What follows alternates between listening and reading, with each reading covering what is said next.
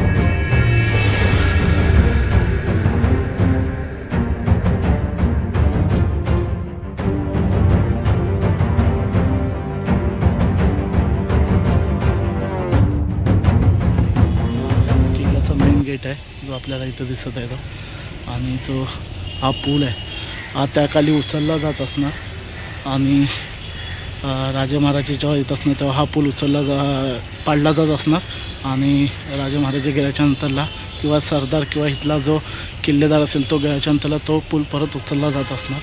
आणि हे जे आपल्याला हे आता इथं सुकं दिसत आहे तर हे त्यावेळीचं खंदक आहे, पण आता तरी ते सुकं आहे पूर्ण। आणि ह्या खंदकाचा वापर ह्यासाठी केला जायचा की या खंदकामध्ये त्या काळी सुसरी, मगर, विषारी साप हे सोडले जायचे आणि याच्यासाठी या खंदकाचा वापर केला जायचा। आणि जो हा पूल दिसतोय हा पूल तेव्हा सरदार आतमध्ये गेल्यानंतर, किल्लेदार आतमध्ये गेल्यानंतर तो पूल उचलला जायचा आणि सरदार जेव्हा बाहेर जात असेल कुठे दौऱ्या बिवऱ्यावर किंवा युद्धावर तेव्हा तो पूल पाडून सरदार गेल्यानंतर परत हा पूल उचलला जातो। तर हा पूल नक्कीच त्याखाली उचलला जात असणार, पण तो आता सेट केलेला आहे चांगल्या पद्धतीने। आणि हा जो दिसत आहे हे खंदक, आणि इथे मंडळी डायरेक्टली तटाला सैनिक भिडू नये, म्हणजे तटावर डायरेक्टली सैनिक चढून जाऊ नये ह्याच्यासाठी या खंदकाचा वापर केला जायचा त्याकाळी। आणि ह्याच्यामध्ये जसं मी मगाशी सांगितलं असं सुसर, मगर आणि विषारी साप सोडले जायचे की जेणेकरून कुठलाही शत्रू तटावरून डायरेक्टली किल्ल्याला भिडू नये ह्यासाठी या खंदकाचा वापर त्याकाळी केला जायचा। तर चला मंडळी आता बाहेरूनच आपण किल्ला बघतोय, कारण आतमध्ये गेल्यानंतर आपल्याला 100 रुपये चार्ज द्यावे लागतात आणि व्हिडिओ करण्यास आणि फोटो काढण्यास मनाई आहे। तर त्याच्यामुळे आम्ही आतमध्ये नाही गेलो आहे, उद्धव फक्त एकटाच आतमध्ये गेला आहे, धनंजयने मी आम्ही दोघं बाहेरच थांबलो। तर चला बाहेरून जितका किल्ला दाखवता येईल तितका किल्ला तुम्हाला दाखवतो।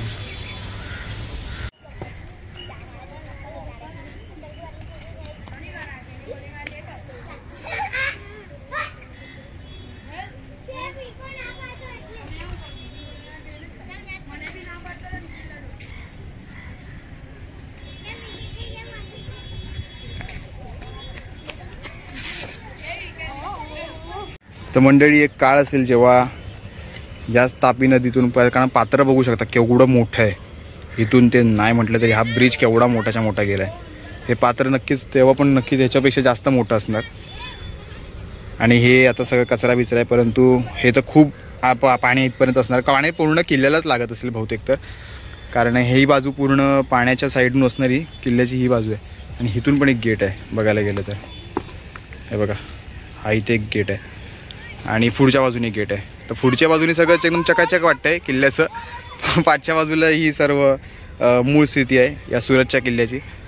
तर आपण पुढून पण बघितला, आजूबाजूनी पण बघितला आणि ही पाठची बाजू आहे किल्ल्याची. पाठच्या बाजूला कुठेच जास्त तुम्हाला हे दिसत नाही, चर्रे पण नाही दिसत आहे आणि तोफा पण नाही दिसत आहे. जे काही दिसायला पाहिजे किंवा चांगलं वाटायला पाहिजे तर त्या सगळ्या फ्रंट बाजूला पुढे दिलेल्या आहेत. तर सुरतच्या तापी नदी शेजारी असणारा हा होता सुरत किल्ला.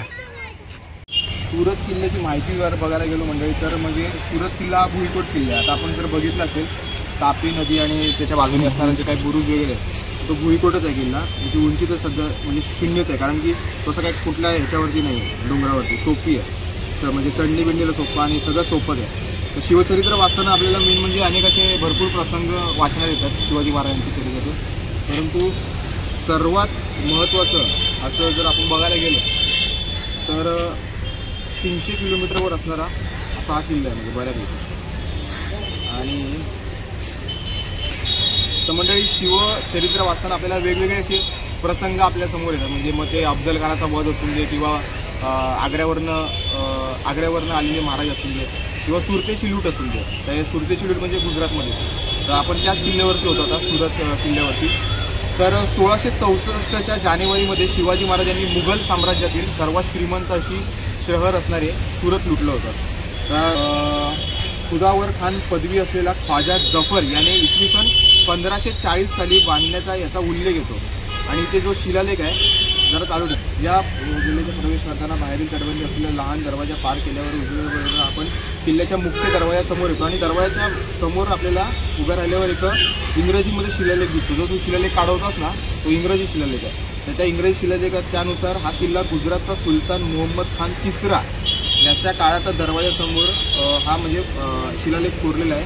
आणि खुदावत खान पदवी असलेला ख्वाजा जफर याने इसवी सन 1540 साली बांधण्याचा किल्ल्याचा उल्लेख आहे. म्हणजे 1540 साली हा किल्ला बांधला. 1500 म्हणजे 1600, 1700, 1800, 1900, 20 जवळपास 450-500 वर्षे लुटलेली आहेत.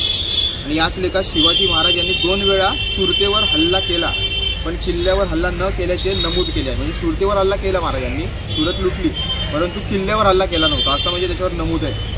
किल्ल्याला लाकडी दरवाजा आजही सुस्थितीत असून त्यावर अणुकुचीदार लोखंडी खिळे ठोकलेले आहेत. म्हणजे तेच हत्ती वगैरे उघडतात दरवाजे, त्यामुळे त्याला मोठे मोठे अणुकुचीदार म्हणजे खिळे ठोकलेले आहेत. तटावर फेरी मारताना फांजीवर बुरुजावर मध्यम आकाराच्या 12 तोफ्या व्यवस्थितपणे मांडलेल्या आहेत, ज्या आपण व्हिडिओमध्ये बघितले.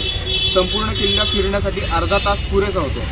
शाहिस्तेखानाने 3 वर्ष महाराष्ट्रात राहून स्वराज्याचे बरेच नुकसान केले होते. हे नुकसान भरून काढणे गरजेचे होते. यासाठीच या कारणामुळे महाराजांनी सुरतेची मोहीम आखली होती. किल्ल्यावर व आसपास 5,000 सैनिकांची तरतूद होती. आता म्हणजे या किल्ल्याच्या आजूबाजूला 5,000 सैनिकांची तरतूद होती. सुरतेची बित्तम बातमी काढण्यासाठी शिवाजी महाराजांनी बहिर्जी नाईक यांची नेमणूक केली व सुरतेवर चाल करून जाण्याचा बेत रचला.